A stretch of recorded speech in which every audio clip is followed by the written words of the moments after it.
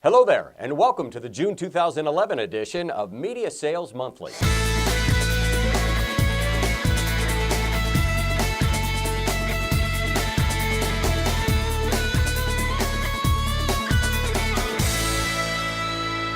People still read the news, even more than before, but the medium people use is changing. It's probably no surprise that more people get their news online.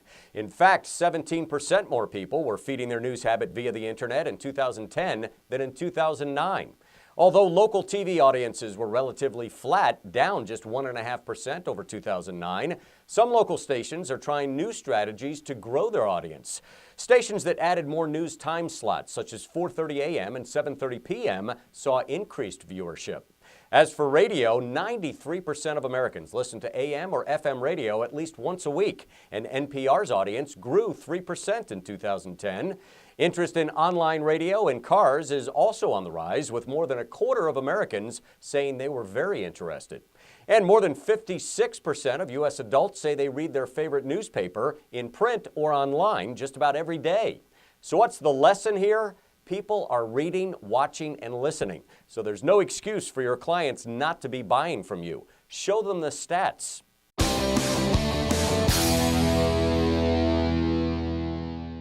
Good advertising appeals to a consumer, and successful brands know how to connect with their target audience. Recent research shows the lucrative baby boomer audience likes brands that make them feel youthful. A Geppetto Group study showed 2/3 of boomers favor brands that help them express their youthful personalities. An Adology research study also shows boomers want to buy items that make them feel comfortable, healthy, and relaxed. Each study shows boomers are largely tech-savvy. However, the Adology study shows traditional media still appeals to them. 75% read a printed newspaper at least once a week. Half listen to the radio at least an hour per day. And 2/3 watch TV at least 3 hours a day. If your advertiser is trying to reach this boomer group, help them focus their message to appeal to how these consumers want to feel. Consider a strong mix of online and traditional to effectively deliver the right emotional message. Read more consumer trends and advertising tips on the Media Sales mobile app.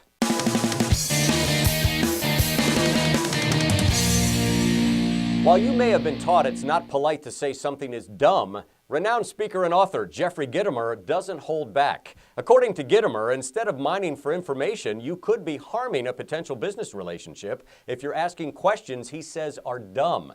Tell me a little bit about your business. Don't ask this. Find out what you can about the prospect's business before you meet with them. This way you can go into a sales call with ideas that may get the prospect excited enough to buy. Are you satisfied with your present? Everyone will tell you they're satisfied. So what? Well, okay, if you're satisfied, I'll just quit and leave.